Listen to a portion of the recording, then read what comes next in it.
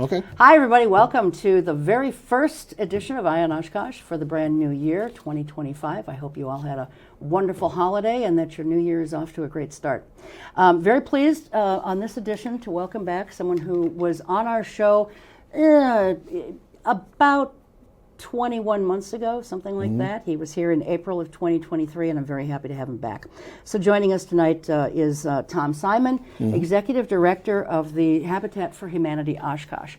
And so we're going to be talking about not just what Habitat has done, but what they're doing, because there are some exciting things on the horizon. So welcome. Thank you for being here. Thank you. Thank you. Happy New Year to you. I reviewed my notes from this. Hopefully that I was consistent. I want to prove that things we talked about back then that we actually got done. All right.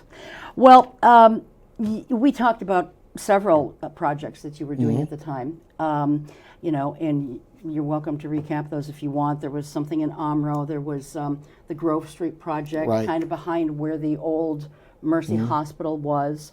The building's still there, but it's no longer called Mercy Hospital. I don't know, would you like to recap those now or later? Sure, right now, Okay, real quick on that. All right. It's because, what we were talking about at that point, the crisis in housing was really coming to the fore, and this was in 2023. And to tell you the truth, the situation has leveled off a little bit, but it's still critical to extremely bad. We're seeing house prices kind of level off a little bit, but they're way beyond what most people can afford.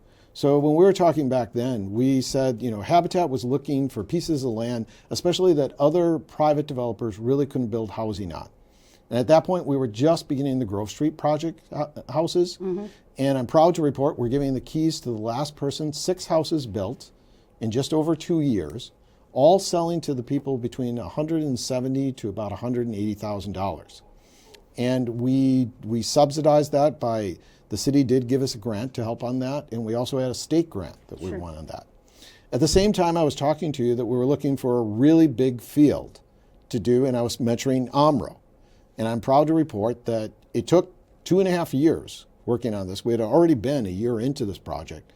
But we have 4 families selected that Omro Springview Acres is going to be 16 lots, 16 homes for starting this spring.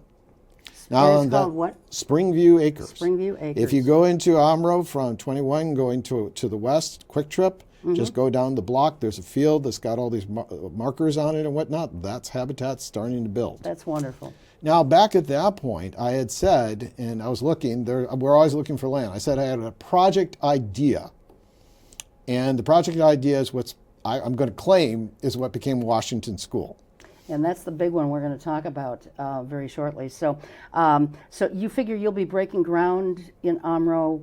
Probably early this summer. Whenever you're building a new city, and this is the first time we've been building in Omro, I'm trying to be hesitant because you have to go through a permitting process. Sure. We've built in Oshkosh now 48 homes. This is the first homes we'll ever have built in Omro. Okay. And there are 4 of them. There'll be 1,200 square foot ranches with 2-car attached garages. Nice. They'll be very nice. We're going to see if we can crank up the units now. This is the first time where we literally have taken a field and turned it into a subdivision. Wow. So the hope is, as I talked to you trying to defend some of the builders, in Oshkosh, we're really landlocked. We are. It's really hard to find available properties. That's why we're so excited about the Grove. But when you're trying to do infill one house at a time with houses all around you, it really is a difficult process to go. Sure. We think now on this, you can attract more subcontractors like your excavation people, your concrete people, because you got houses lined up right in a row. And one of the problems that I was saying to you is the contractors are really stuck because they have so many requirements and whatnot. They have to pick the big projects, which tend to be the more expensive houses. Sure. And one of the problems is how can you make it attractive to a contractor to work on smaller houses? And our strategy is we'll have lots of small houses right together. Then it's like sending one team, one crew out on a big house. They can all stay in relatively the same place. Well, and frankly, the amount of concrete you're using isn't that much different. Sure. The hard part in any contractor is moving your team up, setting up your equipment, and doing the work. So build in the same spot has been basically our strategy. Okay. All right, good. Well, congratulations on finishing the Grove project, and you're giving the keys to them when? Thursday, 4 o'clock. If anybody wants to come, it's a public dedication. People are invited to come in. We always show off the house. We built 6 in a row like that, and they're all between 1,000 to 1,100 square feet. They're all families, first time that they've ever bought a house. Book works as a housekeeper at Aurora Hospital. So she would never have been able to dream to have a house. Yeah. And Aurora is recommending a lot of their employees in that law to come talk to Habitat, because if you want to secure an employee long term, have them buy a house in the community. There you go. You got it. Yeah. So Thursday the 23rd? Thursday the 23rd. It's at 4 p.m., 622 Grove Street, right behind Bella Vista. Okay, 622 Grove. All right. Well, we will be taping a show, but not quite at that time, but I got to get ready for it. Sure. So, but congratulations on that. I mean, that's much needed, much to your credit, and, you know, you've got foresight, something that a lot of organizations lack today. Well, I hope everybody says that we're passionate about it. We have to, because building right now. Well, it's your thing. You have to. It's one of the hardest things to do right now. If we don't look like we're having fun doing it, if we don't look like this is something you want to get into, one of the biggest problems right now is if a young, talented person, you're just telling them how hard this field is. We're not drawing talent into the field. Right. And I really do think that for builders that are building right now, many of them are boomers who are getting close to retirement. They are often talking that they can't attract young people into the field. Then what's happening is you have fewer and fewer contractors to work with. Another big problem is regulation. If you move from one city to another city, you can face a lot of different things. And I will freely admit, in defense of city government, they're struggling to get good inspectors, good people as well. So, but housing, we've got to get this problem fixed, because the city is talking about workforce development. Yeah. They're not even calling it a housing program. You know, but that's because it is crucial. And I will tell you, this area is struggling because one of the hardest things to do to get people to move to the area is you've got to have housing. Yeah. Well, let's talk about the big project that you guys have going on that's going to be starting, and you can tell us all the details on that. But you've got a partnership between the City of Oshkosh and Habitat, and it involves Washington Elementary, which is closed or closing. I guess it's closing at the end of this academic year. Yes. Actually, it has been closed. Oh, it is closed already? It did close on September 1st. Okay, so before it has the school year started. Yes. Okay. So what happened in that situation is they went through the school year. They wanted some time. The city did purchase the school in early September. What we're in the process of right now is getting all the approvers for the school to be torn down. An important planning commission and city council meeting was held this last week to approve the preliminary platting. What will go there? How many lots? What will be their size? All right. So let's back up a little bit here so people can get a feel of what we're really talking about.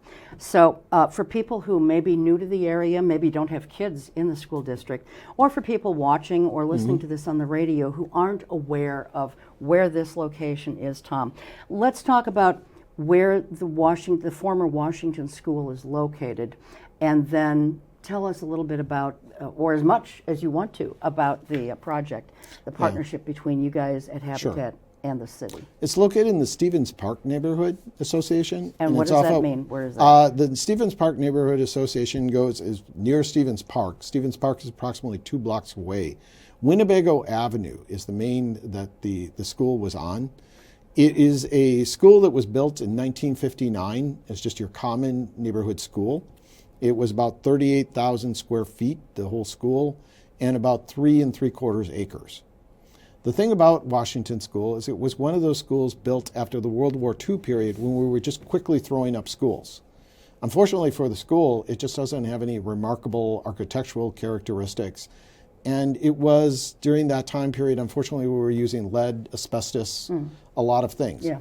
So the district has been going through a facilities review, and we were watching that school location because we realized that it was highly probable that Washington School was going to be one you weren't going to continue because of the amount of money you would have to put into that school to really get it, and it's off in an area that's not on like the main driving lanes. and Yeah, whatnot. it is kind of off there. I mean, it's very close to Lake Winnebago. Yes. But there's not really a whole lot of stuff down there because it's on the No. east side of Bowen Street, right? Yes, it reflects the And time. so yeah, it's kind of out there. But you're looking at, buildings often reflect the time period that they were built in. Mm-hmm. And if you heard the title, 1959, the baby boomer generation was coming along, there was just a feeling that every neighborhood will need a school. And Washington School reflects that. Yeah. The problem with Washington School is the classrooms were rather small for the time period. Modern schools have classrooms usually about 1,000 square feet. These were 600 square feet. They weren't really thinking of ADA at that point. And Well, then yeah, no one was. yeah, and then there was the addition of a large gym that put onto it, but they integrated all the HVAC systems, the furnace, and all that into the main school, which meant that really, really difficult to take this school and to convert it to something else. Yeah. Now, what do you mean when they took I'll call them the mechanicals, the air conditioning, Yeah. the heating, and you said it. What they did is they put a large gym on the school in a later Right. addition. And to save some money, because back in the day, boilers used to be way down in the basement. Yeah, I remember that. Yes, and so to make a more efficient heating system, they put it in the new gym part area. Oh, okay. And then they hooked all the HVAC thinking, well, we don't have to go down and really go into the interior and really, but by doing they really that. did some patchwork on that then to put that all together So like that. what we had done is we were looking at, and we actually took the process of working with community groups to try to find, was there a better use for the school? Could somebody convert it? My one thinking was, could some vet group use it as like a halfway house for disabled vets or something? Sure. Problem with that, ADA accessibility would have been astronomical. There was an ecological group that wanted to do like a center, but they just had no money, no plan. Plus the gym is a heating sink, really hard to, and it's just a big space, plus where the mechanicals were.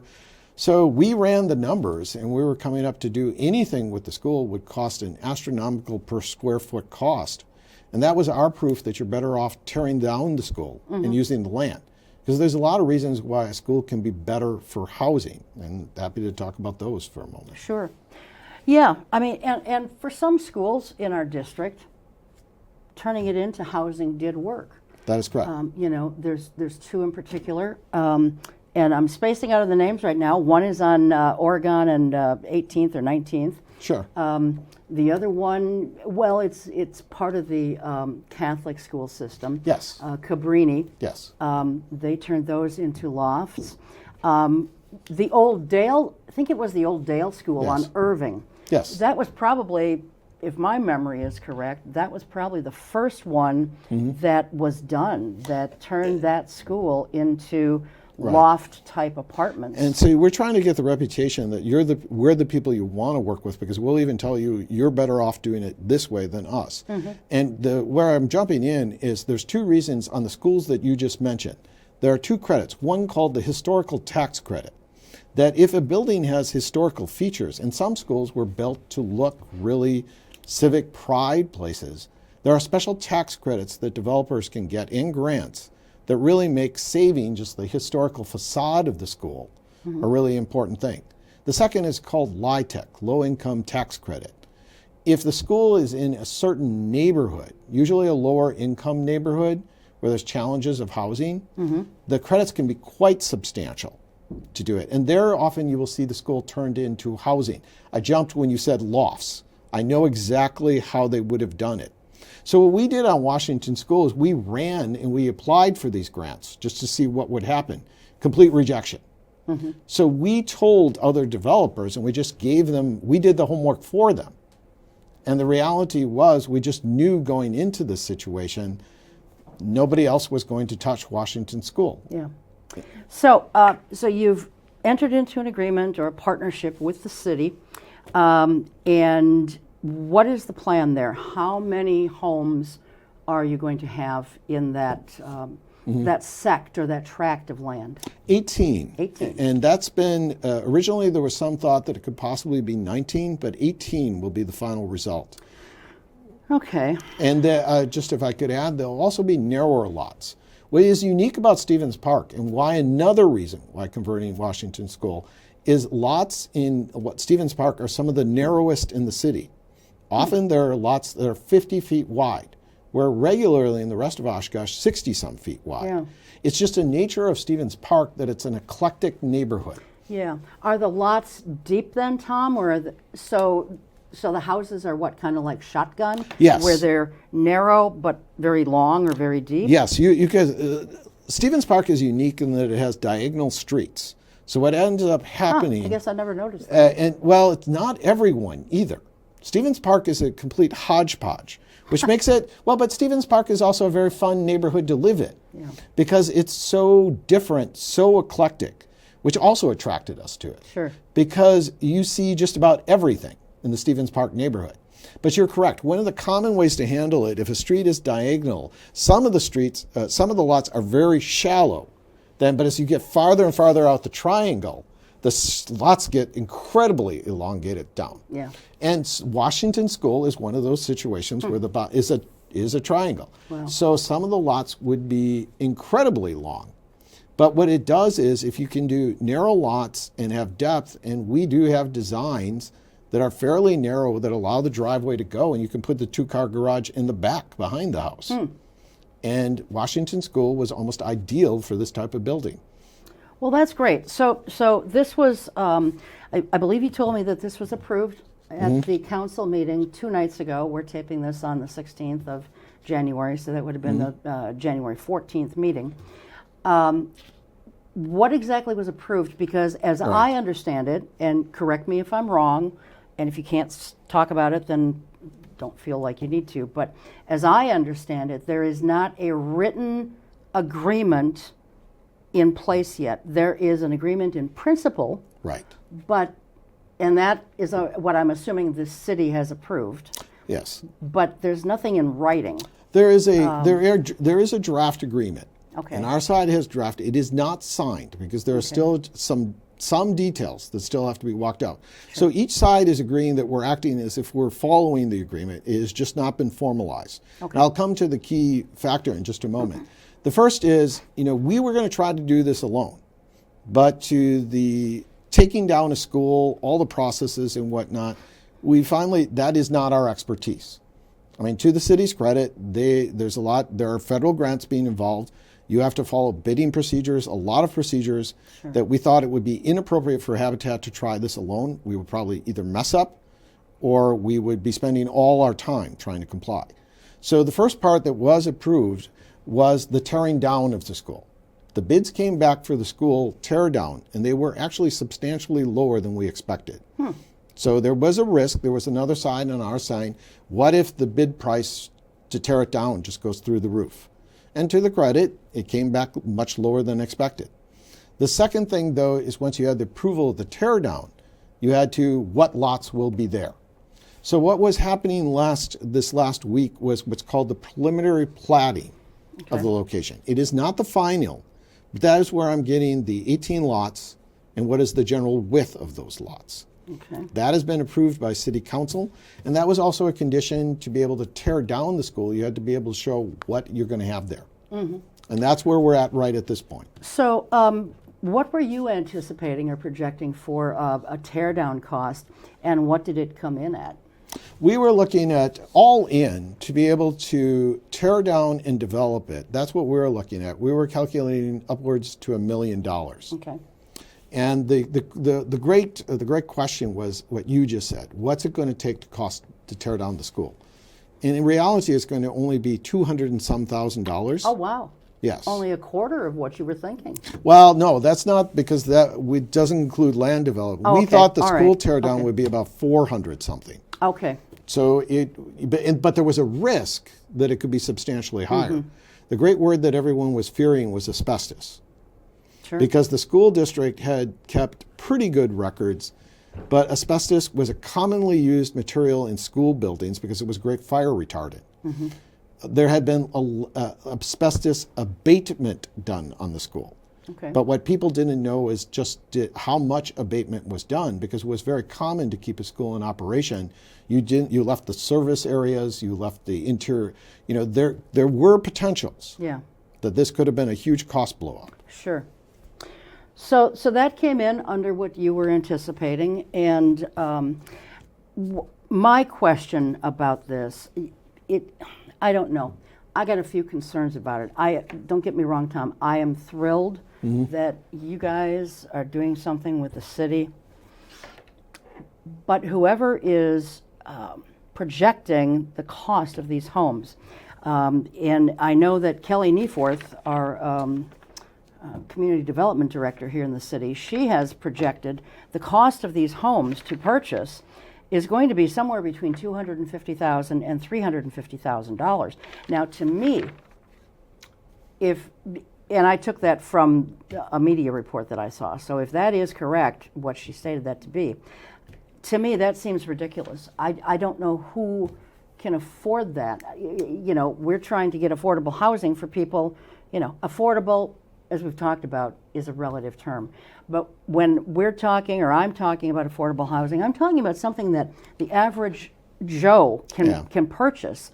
We have got, and I have to refer to this because I don't have it committed to memory, but, that seems high to me, and especially when the workforce housing is defined by the city as households earning 80% of the county median income. Well, the median income in Winnebago County is $94,600. 80% of that is $75,680. Yes. How can someone with that kind of income, and I understand that's just a median income, but how can anyone with that general idea of income purchase something for $250,000 to $350,000? It seems ridiculous to me. And it's not helping those who have low to moderate income. Yeah, I agree with you. I mean, we've been in many negotiations with the guys. I think their thinking is noble. I'll give a few points in the defense, and then where we're coming in this. First off, there's just a huge shortage of housing units. Mm-hmm. Yeah. The first thing we've got to do is get more housing units into the market no matter. I think that listening to the city on the workforce development thing, they're now talking to private developers and whatnot. And unfortunately, that's what the private developers are going to need, that range. As you said, that's pretty high for affordable housing. But in defense, that's what the private builders are going to need to be able to build units. Habitat has some unique advantages. For one, we don't work at a profit. Mm-hmm. A private builder has to try to feed their family. The second is we use volunteers a lot. Mm-hmm. Private builders going to have to be working with staff where vocational salaries in construction industry are skyrocketing. Sure. And the third is we receive donations. As I was telling you on the break, we lose about $60,000 to $80,000 per house by design. Yeah. People donate to us so that we can sell the house at the price range you just mentioned. Mm-hmm. Can you really ask that of a private developer? And my final point is, that's why on this deal, half the houses are Habitat. At least you're getting 9 more units. Mm-hmm. And the other, I think the city is doing the best they can to get the more affordable houses as best price range as we can with private development. Okay, so I guess I wasn't aware of that. So only half of these homes, 9 of the 18, are going to be true Habitat homes. That is correct. Where people put in sweat equity and yes. that kind of thing. The other 9 are part of this workforce development program. So okay. I think the other thing about this is there is a real effort, and we've been trying this. I mean, with the Omro land development, we are selling 6 of our lots to private developers. Mm-hmm. I had said on the show, and I found the note, that the real need in the market is the affordable house.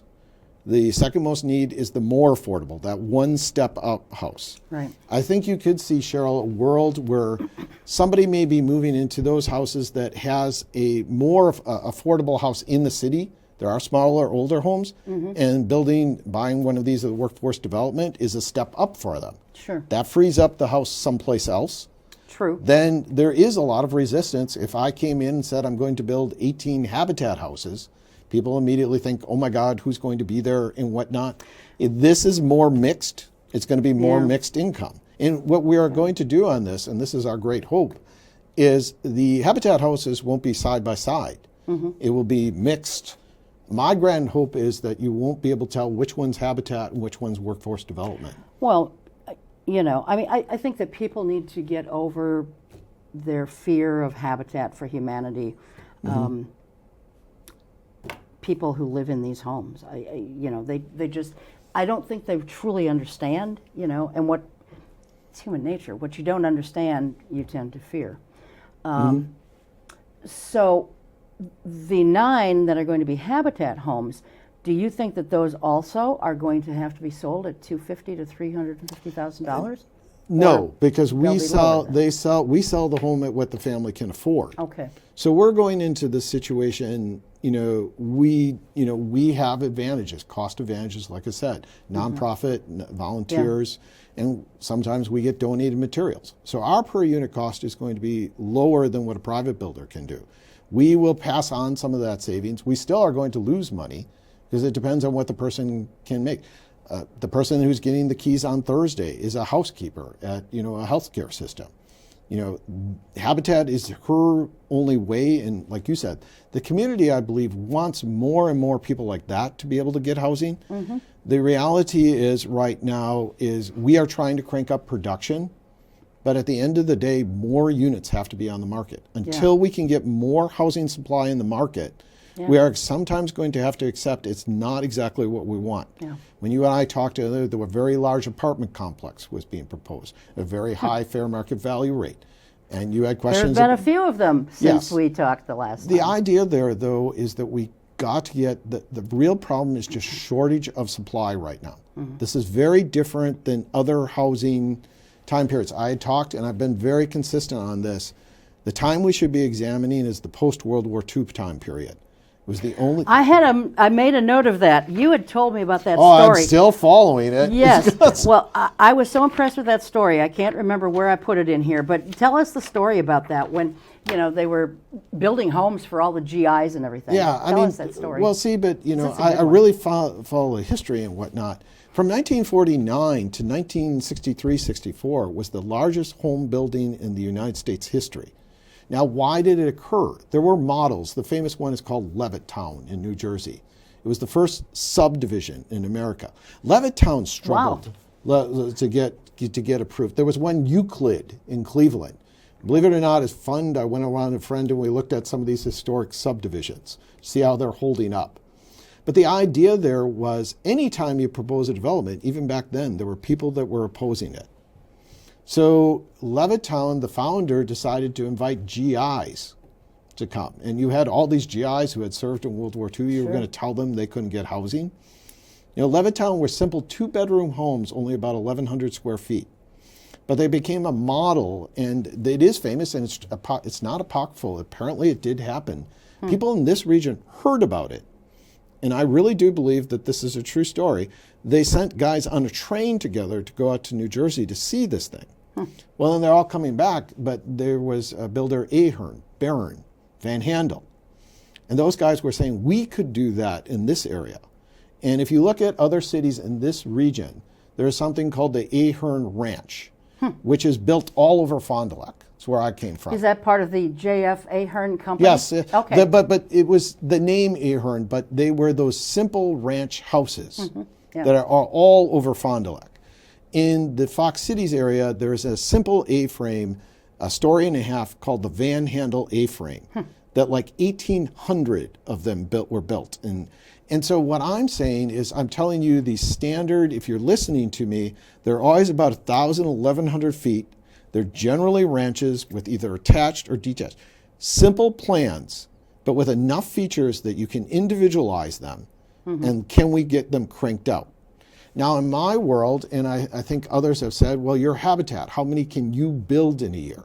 And you have quoted me. I've said 75 homes in 10 years, which seems preposterous. But here's what we're doing. We sat through for 2.5 years in Omro to get everything approved. We will be building 4 homes there this summer. We are trying to negotiate with private builders. Will they build something like what we're building? And we're going to give them cost breaks so that hopefully they can pass on those savings. While we're building 4, 6 more will be built. Suddenly 10 are being built. I will give credit to the city on this deal on Washington School, but this was our idea from the beginning. If we are building 4 to 5 in year 1, and a private builder has 9 lots, you could see 9 to 10 a year for 2 years being built. Sure. Suddenly we've doubled production. Okay, so this Washington School project, it was approved in principle at Tuesday night's meeting. It goes before the City Council again for final approval on April 9th, and then the Oshkosh Area School District School Board on April 10th for approval. If everything goes according to plan and both bodies approve this, when do you anticipate starting to break ground? I want to build in 2026. Okay. And so we were looking at this. Part of this is, in Omro, I said we wanted to build last year already, but we had put an extra year in the timeline just in case. Yeah. We are recruiting our families beginning July 1st of this year. So people on my staff are asking you, are you building in Oshkosh in 2026? We really want to work with the city. We will be ready to go. We will have material. We will have people. We will have, don't want to put the pressure on the city, but let's get the approvals. Let's get this moving. Let's get it done. Well, you know, I mean, and you and I have talked about this before.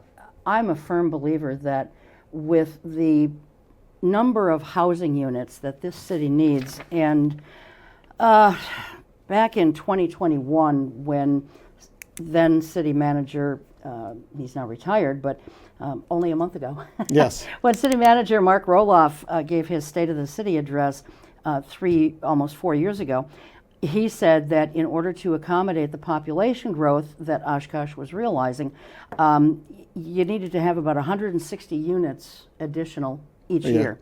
And the city needed to overall produce about 1,700 housing units. I think that because we are so landlocked, I mean, we can't go anywhere. We've got the lake on one side, we've got the other lake on the other side, you know, and we can only go so far west before we hit the town of Oshkosh. Or not the town of Oshkosh, I'm sorry, the town of Algoma? Algoma, yeah, Yes. there we go. Town of Oshkosh is slightly the other way.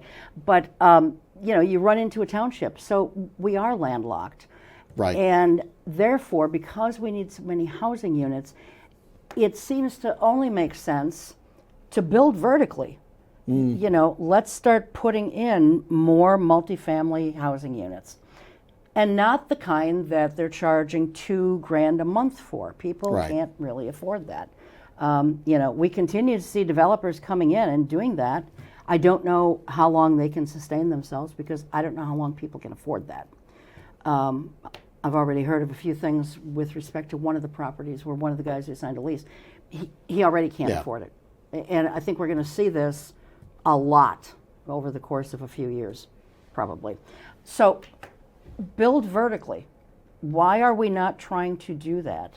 I think, again, the building industry is inherently a conservative industry. What tends to happen is we want to crank out units, but we want to crank out units that we've built before. Whenever you do something new, there's always a risk that people are afraid to take because, again, as a builder, if you fail too many times, you're out of business. I really do think our role in all of this is we are the calculated risk taker. I will tell you, for example, on the Washington School, this is a problem well beyond Oshkosh. There's another Habitat affiliate watching this experience. There are 2 or 3 other Habitat affiliates that are contemplating doing what we are doing in schools that are going to be abandoned in their district, but they want to see if we die first. So they're not only circling the wagons, but you're kind of a pioneer in this effort. I mean, they're watching you. And I appreciate it. I appreciate the chance to come on. I hope I can do it again in a year and a half and prove that we did. Of course. But I don't tell you about the black smoking holes in the ground yet. But I really do think, again, is somebody's got to be the risk taker. Right. And I think we're uniquely positioned that we've had enough successes. People like us. God bless Jimmy Carter. That gave us. The name. He started it. The name Habitat does give you a certain credence when you walk in the room. I really do think in the Oshkosh area, you are correct. We are looking for land wherever possible. I do recall, I don't think I had been there, we like the north side up by the prison, by the landfill. We have concepts where if we could find land, and our thinking is there, that's the place nobody wants to build, but that could be the place where somebody gets their start, their starter home. Sure. I've been saying this conception of a very large subdivision that would have homes 800 to 900 square feet. Tiny homes. Why can't, if we're not going to build vertically, then let's build tiny homes and maximize the land. See, the thing is, everybody's afraid, if it's near where a lot of homes are already built. But we have to stop being afraid. And, and builders, just to go back to what you were talking about as far as their costs for building, they at least are a business where they could donate some of their services and use the donation as a tax write-off. And, somehow we've got to solve this problem. And I don't know why a big business, and let's face it, contractors are usually big business people, look for decent tax breaks instead of trying to find little loopholes here. I'm not suggesting that contractors are all doing that, but we know that some are. And that's fine. If you're looking for legal loopholes, great, more power to you. But, use tax breaks by donating some of your services. I think we're going that way. For those guys, right now the problem is you have so much ability to do that if you donate a service, you've lost the ability to work on a unit where you could be making some money. I would say to some, to defend the contractors and some, we have this special event that we're doing every year. Home is where the heart is. It's coming up on February 27th this year. We had $101,000 of sponsorship. That just blew away. And I would say, Cheryl, what I was seeing on this one, Drexel sponsored us. Whiskey Electric sponsored us. I was seeing a number of the contractors that it's been easier for them to give us cash than to give us those donated service. And I will take it. That's the way the situation is. And it's the most screwed up, I don't even know the word, strange building time that we've ever seen. Well, it is. And, we're all grateful in one way or another, to one degree or another, for those donations that those organizations make. But it doesn't help solve the bigger problem. Yes. It's only like slapping a Band-Aid, and a little tiny Band-Aid, on a major hemorrhage. If I could pontificate for you, because I've been working with the city, working with the county. I presented to the county board supervisors a couple of weeks ago. We did win a very large grant that helped us. But importantly to those, real public policy things that could be done. First is simplify the processes. I would really say there has been movement in that way. Anytime a developer comes and whatnot, you just know you're going to go through this hearing, this hearing, this hearing. There has been work to finally get there. I think on Washington School, OMRO took us like 2.5 years to all get through. I'm watching on the Washington School. Can we get that one through quicker? We just have to keep working on the efficiency. The second thing is ways when we are looking for 2 to 3 other big parcels of land, and I spent the afternoon talking to banks. A lot of problems for builders is you buy the land, then the clock is ticking on that loan you had to take to buy the land, and you're knowing you're not going to be able to build for about 2.5, 3 years, and you're going to spend all this money to develop the land. And many of them are fighting political resistance, all that type of stuff, and you just go, it's not worth it. So we are trying to talk to public policy advocates. Could cities, counties, the state, we think could be a real good, help subsidize or at least give 0% financing. You buy the land and then put conditions you must develop within a certain time, or you must do that. That would be hugely an incentive for the building industry to go. The easy land was gone 20 years ago. Anytime we buy a piece of land, we know it's going to take a long time to develop it. But, I'm talking to somebody who wants to sell us a very large parcel of land. It would be $750,000. That would be the cost of the financing for that for a long time. It would be very difficult. But if we could buy, and if we had a contingency where we had to either resell the land or do something in a certain time period, I want to take the chance. Yeah. I really want to come on your show in another 14 and say that we did what I'm calling Project X. And that's the Washington project. No. That's the way our that's model. the other parcel of land you were just talking about. Well, another parcel, the bigger parcel of land, because the way it really has to work on our model right now is we always have a subdivision we're building on, one that we're getting and develop, and one that we're planning. And everything is now moving up. We finished Grove Street, so now Omro becomes the thing we're building on. We're getting Washington School developed, and so we already have to be thinking of the next one. Sure. That's where I'd like to build that home. Those homes that you said, that would be smaller, that would be easier to build, that would be those true starter homes. Yeah. And Tiny homes, but that's what we'll call well, them. we're calling them, tiny homes are usually defined as 400 square feet or less. Okay. We're thinking more of, could we go down to that 800, 900 level? Bigger tiny homes. There are people that have been to other countries and whatnot. If you really lay out the floor plan right, we do believe that an affordable 2-bedroom home, possibly room in a basement where you could build a 3rd bedroom, that those could be cranked out. And why we went to Levittown is that's what Levittown looked like.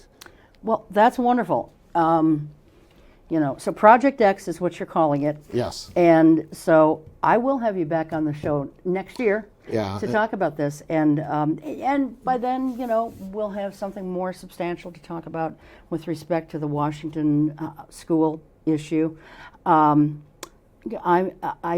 heard everything you've said, but I still think if we're going to solve this problem or even make a dent in solving the problem, we've got to go vertical. And I hear what you're saying, Tom, about, developers fear making a mistake and so on and so forth. But they can take their lead from the people who are already building these big high rises. If I could jump in. Well, I should call it a high rise. I do think that the Oshkosh market is ripe for, when you say go vertical, the townhouse design. That and too. I really do think that there is a reason. I really do think that I hope the public would be supportive if a builder comes forward. I really do think, I really do applaud some of the zoning changes, the ADUs, the accessory dwelling, the small one. Yeah. I hope that neighbors will be open to when their neighborhood is trying to invite people into it. Sure. And I do agree with you on the vertical. I see a lot of opportunity because Oshkosh has older historic buildings. If we could work on concentrate, the developers are going for the high end because that's where the money is. But can we take the challenge of, could we build those units now at a price that the person could afford? Sure. If we could do that, you will see better service at your restaurants because the servers can get to housing, that you can see better just line workers and whatnot. Yeah. The will has to be there. At the beginning, it tends to be the high end because that's worth the risk. I agree with you. I would just say from the habitat perspective, we build with volunteers or whatnot. I have to stay level. But I'm very supportive of that vertical builder. And I hope we could do something in partnership with them and say we support them. Sure. We're down to about 10 minutes. I just want to talk about, so you had a goal set when I talked with you last time of building the 75 homes in Oshkosh over the next 10 years. Whereabouts are you on that? How many have you built so far? Yeah, we're starting out slow, but we're going to start passing through. We built 3 units, now we're going to 4 units. Okay. So we're at 7 and 2 years in. Okay. So now as we go to Omro, we're going to be 4, but I am going to count those private builders working with us. Sure. I think that we can get into the 10 range. I'm hoping when we get to Washington School that we could be doing 4 to 5. Sure. I really do think the city sees 9 being built. Then we'd be up to 14 a year. I think as we can get this next project going, I think we could be up to the 10 per year. Okay. So I am again really trying to copy the post-World War II model. Levittown was 19... It worked, so why not do what worked? Well, what will work is if people see us being successful at it and private builders making money on it. What really got the subdivision model going is people figured out with the GI Bill and all the GIs, and people will take these tinier homes. They were different than a lot. They weren't 2-story. They were ranches. They were, Subdivisions have some bad things about them as well, but there was an understanding people will support housing for the GIs. Now can we make it people will support housing for, and we've got to make it why will you support the housing? Mm-hmm. I think the phrase everybody's locking on, workforce development, because we all know. I don't understand that because I wish the city would come up with a different phrase for that, because when I hear or see workforce development, we have a state organization, if you will. Yes, that's called true. Workforce Development. That's a bad, because you're correct. It could get other connotations come to mind. The city needs to come up with a better name or a better phrase to coin these projects. See, in the World War II, what you're really locking on is the emotionalism. When I say the GI Bill, nobody even knows the details of it, but they know it was good. It was getting the GIs back into housing, back into America's society. Mm-hmm. What we're really looking for in this point is you cannot believe how much businesses are saying, we need workers, we need workers. Oh, you see it everywhere. You can't drive 1 square mile in the city of Oshkosh without seeing help wanted signs. Yes, and see, the problem is because the housing market has gotten so askew, employers are paying $15, $18, $20, $21 an hour, and that's not cutting it. Right. I really am looking for that alliance where could we do something like, I am talking to a corporation, not in this area, I'm actually working, where they would give down payment assistance in exchange for the workers, and it was a substantial amount, about $20,000. Oh, wow. In exchange for it would be forgiven if you worked for the company for 5 years. That's a wonderful idea. Well, it's called the old, we used to have the worker houses. Could we not recreate that model? Mm-hmm. Because also, too, if you knew a company was going to give you all this down payment assistance, wouldn't you be a great worker for that company? I certainly would. I surely would. I hope then that Sheboygan County has tried some in getting businesses to go with a county-run program trying to get. It was very expensive, complicated to get going. I will give you, there's some discussion here in Winnebago County of doing that.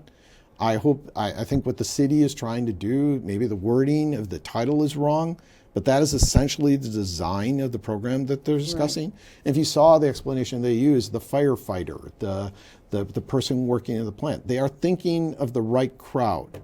You're right, the price range is still not quite about right, but at least they're going in the right direction. Yeah, see, I'm not sure that they're trying to gear this toward the right crowd. When I think of a plant worker is usually unionized. Yes. And they're making well above a living wage. Right. They can afford probably a $250,000 to $350,000 home, but then they don't have to take advantage of a situation like this. I think that, Habitat is doing the right thing. I think that people need to build homes that people who are I'll just call them the working poor, and I don't mean to slight anyone in any way, but I mean, we're all kind of the working poor in a sense, because so many of us are living paycheck to paycheck, can't necessarily afford a home. I feel very blessed that I have a home, and I feel very, very badly for those who don't, and they're kind of caught in this quagmire. They can't afford the apartment rents that are being charged, which I think is obscene in many, many cases, and yet they can't afford to get a home on their own because they can't afford the down payment or whatever. So they're kind of stuck. Yes, well, we call this class the missing middle. Missing middle. Yeah, and I like it. The reality of the missing middle is, well, and I'll give you an example. I just told you about this fundraiser, and 2 years ago, or last year, we had I gave a speech from the stage. And I said, did any of you notice your servers today serving the tables? And it's like, there are these workers in society, the gas station attendant, the server, the person who is picking up your trash and all that. Do we even notice them? They're kind of the missing. I'll be honest, I don't notice the trash people because they don't get out of the trucks anymore. Yeah, but the I thing, see a big arm but extending was out ironic about that, and I said, maybe someday one of them will be a Habitat homeowner. And we had this woman speak at our event last year. Great lady, her name's Teresa, she got her keys and whatnot, and the servers were talking to her afterwards. And I thought they were just being nice. And they go, no, Teresa used to work with us. So she was a server. Yeah, yeah. And she became a Habitat homeowner. But do you notice your server? I always do, but... Well, and I think, like you said, if we can deliver for this class, that they have a chance, right, that they can work hard, that you can get home ownership. Cheryl, some of our homes have doubled in value in less than 7 years. Holy cow. We had a woman who, they were going to parents in northern Minnesota getting, she had to go home, basically take care of her parents. Mm-hmm. I mean, she cried when she put her home on the market and I showed her how much equity she had. I mean, if she had been renting all that time, she basically would have taken what she had in her car. She had $135,000 in equity to take with her. That's wonderful. Home ownership, it's one of our biggest assets. It's one of the things, I'm going home after this show. And it means something, and it means wealth. It means a life change. Mm-hmm. And even if we can't deliver it to everybody right now, can we at least give them the belief that they have a chance? Yeah, and that's what it's really all about. We're winding down in time here, and I want to address a couple of things just real quickly. Before the show, you mentioned to me about lumber costs and how they have gone up significantly. I know you're not probably an expert in this, but you work in this field a lot. So do you have any sense, Tom, of what lumber costs are going to be once the fires in California get put out, and those folks start to rebuild? There's going to be a crush of people, contractors needing to buy all kinds of things. Yeah, I wish I had an analytical answer. The answer is scary high. I mean, everyone in the building industry is concerned about this. Yeah. By the fires and the possibility of tariffs. What it will do to the lumber market. Tariffs, you said? Well, the Canadian situation. Canada is a huge supplier of wood to the American market. And the fires are an immediate thing. It's already causing speculation. We have not seen the price increases going on yet. We are concerned about certain people just buying up all the wood they could and making it difficult in the market.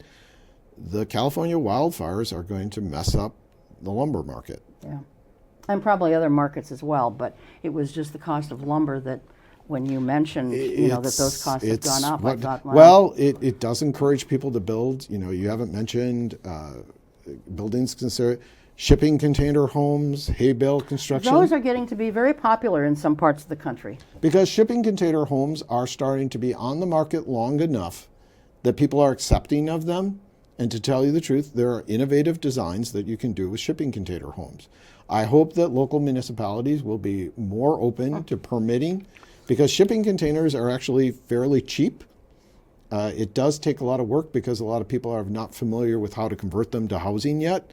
But I do think, if nothing else, I will say this, Cheryl. I've never seen as many people thinking, what about this? What about that? Yeah. You had asked me, the first 3D printed house had been tried in Arizona approximately 2 years ago. They're now being tried in Florida. Still very expensive, still a lot of issues with it. Yeah. You had asked about off-grid. Solar is becoming more and more accepted.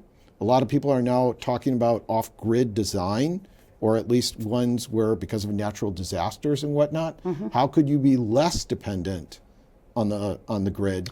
And what if you had, in our area, we don't have as many we don't have hurricanes or something, but what if you do have a power outage that you can stay on because you have a solar system with a backup battery? Yeah. I think that will become more and more common as we go forward. So I do have hope yet. Yeah. I would say people are aware of problems. They are trying things. Nobody's found the easy solution, but I hope our mark is that we can show that a really small team can, at a very good cost, produce far more homes than you can imagine. Would you talk to the guys at Habitat Oshkosh then? All right, excellent. And we're down to like 3.5 minutes. You mentioned, that you get a lot of donations of, money, supplies, what have you. I'm assuming that those are ongoing needs. You also I realize that the people who are getting these Habitat homes, they have to put in a certain amount of sweat equity, but you also need volunteer labor. That's correct. What else do you need? Well, I think very interesting. Right now, I mean, people donating to us. I think the raising of there's a couple things that cost nothing. Showing up at a hearing saying you're in support of our building would be really, really low cost. We'd love to hear on the Washington School Project people saying, I'm for it. That would help, and it would help because we're going to have other deals like this in the future. Mm-hmm. The second thing is, yes, talk to your local Habitat affiliate. We received numerous people stopping by just talking to us when Jimmy Carter died. Oh, I bet. We received $3,000 some in small donations. Wow. Of people he was a remarkable man. He really helped Habitat. But I encourage people to go, even if they see a Habitat build site, stop by. Like we have this dedication, 4 o'clock on Thursday, 622 Grove Street. And that's Thursday, January 23rd. Yes. Stop by, see what one of these homes are like. Because so much of it, like I said, I would say my greatest issue is not money, it's the fear of would I want one of these homes built near me? Well, then talk to somebody and see a house. Sure. Yeah, absolutely. All right, and we've been putting up the website throughout the show, but it's habitatoshkosh.org, and so you can go there and read all about Habitat. You can stop by. Where is your office at in Oshkosh? We're at 2559 Badger Avenue. That's in the Southwest Industrial Park. We have the Habitat Restore at 1640 South Kohler, and I would say the big thing that I could say is we will be taking applications for the next 4 builds July 1st. Okay. Oh, wonderful. And hopefully those will be to build on the Washington school sites. Okay. And as far as things going to the Restore, briefly tell us what people can donate to the Restore. Sure. Anything that, reusable building supplies, that's just, if you think that it's something you would buy, then it's probably something you could donate. A lot of times furniture, wood, just things you can call our Restore and just ask what it is. Everything at the Restore is donated items. We sell about $400,000 worth of stuff a year. Wow. Okay, excellent. Any final thoughts you want to share with us? Well, my hope is that, like I said, I'm hoping that I feel that we're near a breakout point. I really do feel that some of the things we're trying, what I'm very excited is other Habitat affiliates are calling us to see if this can be done. Yeah. I'd love to see the Washington School Project worked. I'd like to see AMRO going, and that I'd like to come back and say, we did it again. And then, by the way, 3 other Habitat affiliates are copying what we're doing. All right. We're I'm near going the to have you breakout. back next year.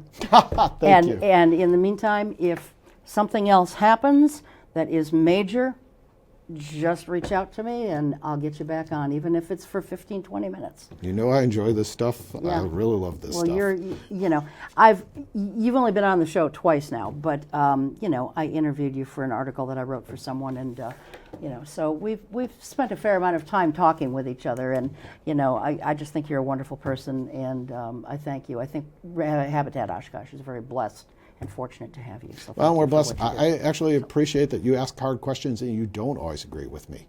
I think that that's what's really needed. Sometimes we just think one way, and we need to really mess this up as much as we can.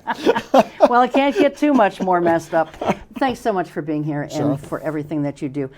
Thank you to all of you for joining us, and of course, thanks to my crew. We will see you next time. Until then, take good care and keep your eye on Oshkosh.